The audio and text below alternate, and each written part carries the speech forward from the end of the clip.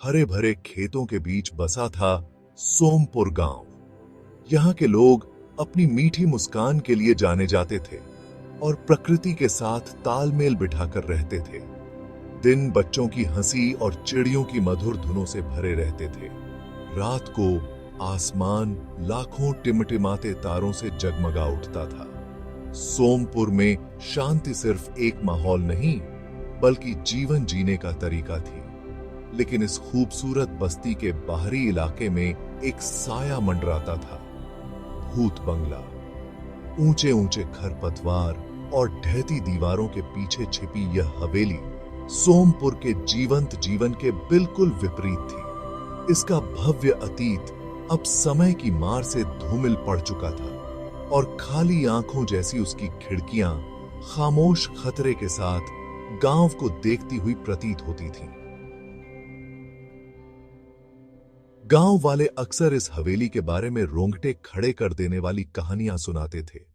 ऐसी कहानियां जो पीढ़ी दर पीढ़ी चली आ रही थीं।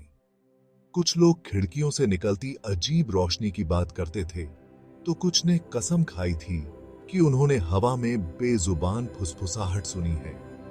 भूत बंगला एक वर्जित इलाका था, एक ऐसी जगह जहां डर का राज था। कोई भी उस हवेली के पास जाने की हिम्मत नहीं करता था। उसकी रहस्यमय दुनिया को जानने की तो बात ही दूर थी। इसके ख्याल मात्र से ही उनकी रीढ़ की हड्डी में सिहरन दौड़ जाती थी और वे अपने शांतिपूर्ण जीवन की सुरक्षा में ही रहना पसंद करते थे। भूत बंगला एक निरंतर याद दिलाता था कि स्वर्ग में भी साए छिपे हो सकते हैं।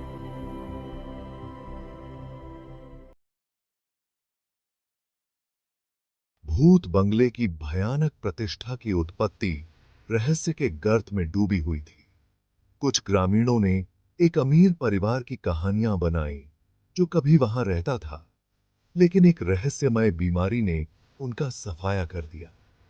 दूसरों ने एक दिल टूटे प्रेमी के बारे में बताया जिसने उन दीवारों के भीतर अपनी जान दे दी। उसकी पीड़ित आत्मा हमेशा के लिए फंस गई।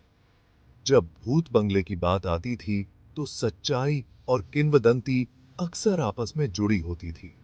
जो चीज निर्विवाद रही वह थी भय की वह स्पष्ट अनुभूति जो उस हवेली से कफन की तरह चिपकी हुई थी। साल बीतते गए और गांव के बच्चे इन भयानक कहानियों को सुनते सुनते बड़े हुए। भूत बंगला एक भयानक जगह बन गया।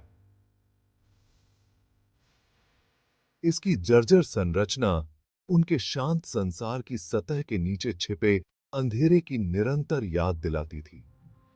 यह एक ऐसी जगह थी जहां से बचना चाहिए था, जीवित लोगों की दुनिया से परे के रहस्यों का एक मूक प्रमाण। इन युवाओं में दोस्तों का एक समूह था जो अपने साहसिक स्वभाव के लिए जाने जाते थे। एक थे राम, व्यावहारिक, हमेशा सतर्क और शांतचित्त। फिर थी सीता, संशयवादी, जो कहानियों को केवल अंधविश्वास मानकर खारिज कर देती थी। और अंत में रवि था, निडर नेता, जिज्ञासा और अज्ञात की प्यास से भरा हुआ। और अज्ञात की थी। एक आलसी दोपहर जैसे ही सूरज ढलने लगा, गांव में लंबी लंबी परछाइयां पड़ने लगीं। रवि और उसके दोस्त एक बरगद के पेड़ की छाया में दुबके हुए थे।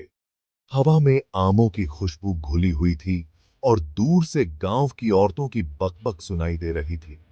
क्या तुमने कभी सोचा है कि उस पुरानी हवेली के अंदर क्या है? रवि ने पूछा। उसकी आवाज मुश्किल से फुसफुसाहट थी क्योंकि उसने दूर भूत बंगले की ओर देखा। उसका सवाल हवा में लटक गया, उनकी सामान्य बकबक की लय को तुरंत तोड़ दिया। राम असहज रूप से हिल गया, जबकि सीता ने अपनी आंखें घुमाईं। उसके हाव भाव में झुंझलाहट और मनोरंजन का मिश्रण था। मुझे मत बताना कि तुम भूतों की उन मूर्खतापूर्ण कहानियों पर विश्वास करते हो, रवि, उसने उपहास किया। लेकिन रवि विचलित नहीं हुआ। वह अपने दोस्तों को इतनी अच्छी तरह से जानता था कि उनकी आंखों में झांकती जिज्ञासा को पहचान सके। वह करीब झुक गया। उसकी आवाज एक षड्यंत्रकारी फुसफुसाहट में बदल गई। मैं तुम्हें चुनौती देता हूं। उसने चुनौती दी। उसकी आंखें शरारत से चमक रही थीं। चलो, आज रात भूत बंगले चलते हैं।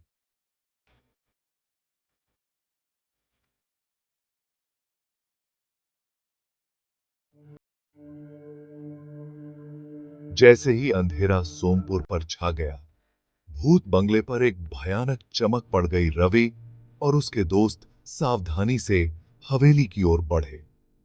ऊंचे रास्ते पर उनका हर कदम सन्नाटे में गूंजता हुआ प्रतीत हो रहा था, जिससे उनकी घबराहट बढ़ रही थी।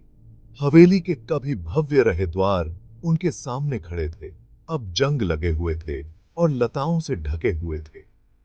जैसे ही रवि ने उन्हें धक्का दिया, वे अशुभ रूप से चरमरा गए, मानो उन्हें अंदर छिपी भयावहता की चेतावनी दे रहे हों। एक सर्द हवा ऊंचे बगीचे से होकर गुजरी, अपने साथ सड़न की गंध और अनदेखे जीवों की सरसराहट ले गई। भूत बंगले की जीर्ण शीर्ण संरचना उनके सामने झुकी हुई थी।